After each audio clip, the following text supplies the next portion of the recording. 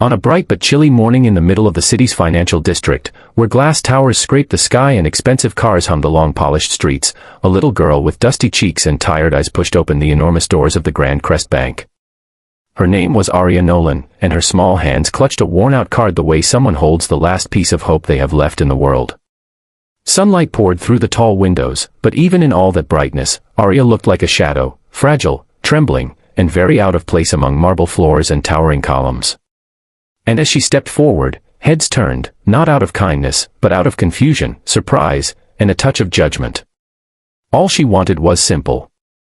She wanted to check her balance. If you believe kindness can change someone's life, and if you stand for second chances, please take a moment to like, comment, share, and subscribe to Kindness Corner. Your support helps us spread more light in a world that desperately needs it.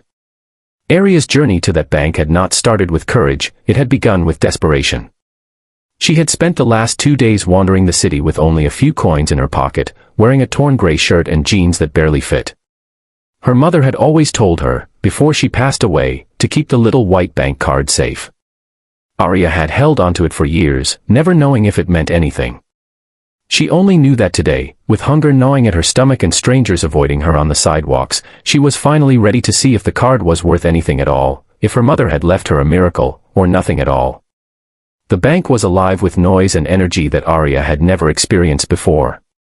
Screens flashed figures and stock charts. Workers in tailored suits hurried past one another, carrying files and coffee cups. Phones rang constantly. Every corner glowed with wealth. And in the center of all this power sat Maxwell Grant, one of the wealthiest investment magnates in the city. His laughter filled the air, echoing across the floor as he held court with his advisors. He was a man used to winning, used to power, and used to being untouchable. Nothing ordinary ever rattled him. But then he noticed Aria. She stood at the customer service desk, timidly sliding her card forward.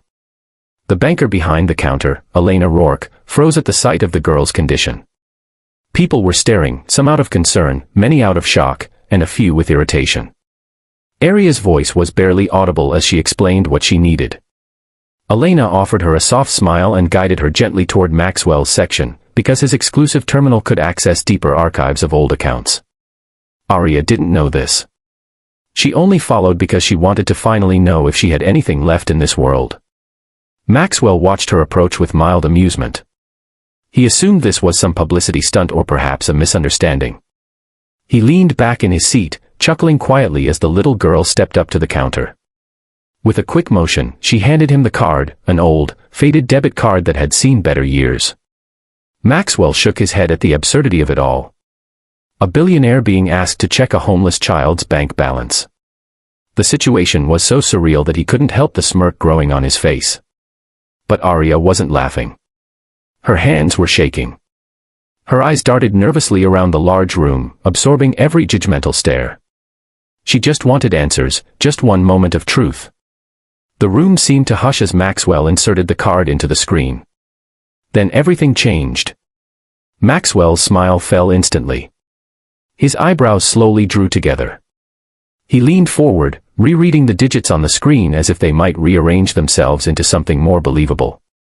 His advisors stepped closer, their faces shifting from curiosity to shock. Elena held her breath.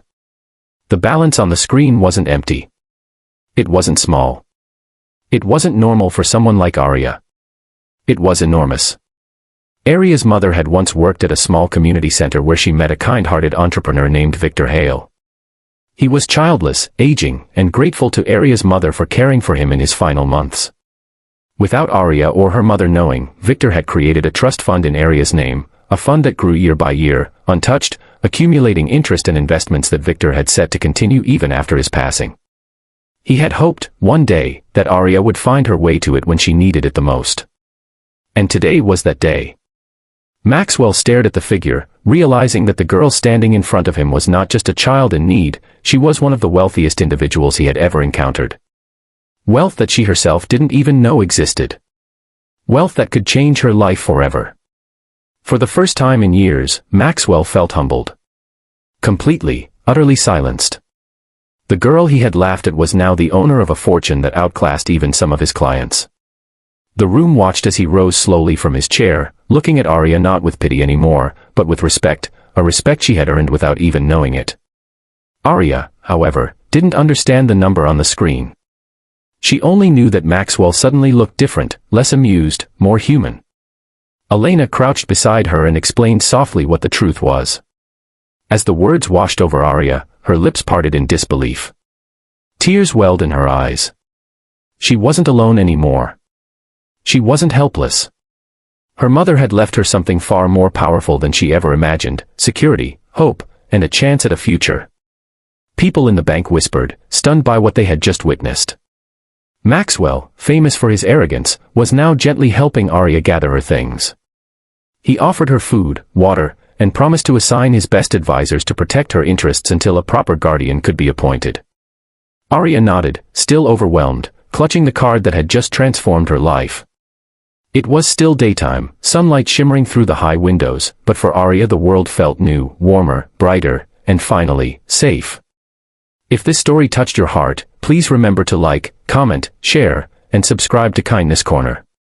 Your engagement helps these powerful stories reach more people who need hope. Before the story ends, please comment below, what would you do if you discovered a miracle when you least expected it? As Arya stepped out of the Grand Crest Bank later that afternoon, walking into the golden daylight with a small smile forming for the first time in years, she realized something profound. The world could be cruel. The world could be cold. But sometimes, hidden in the most unexpected places, there were gifts left behind by those who loved us, gifts powerful enough to change everything. And that day, Arya carried hers close to her heart, knowing her life was no longer defined by fear, but by possibility.